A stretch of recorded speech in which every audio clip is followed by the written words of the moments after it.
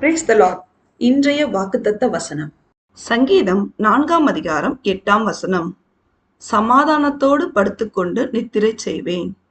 கர்த்தாவே, நீர் ஒருவரே என்னை சுகமாய் தங்க பண்ணுகிறீர்.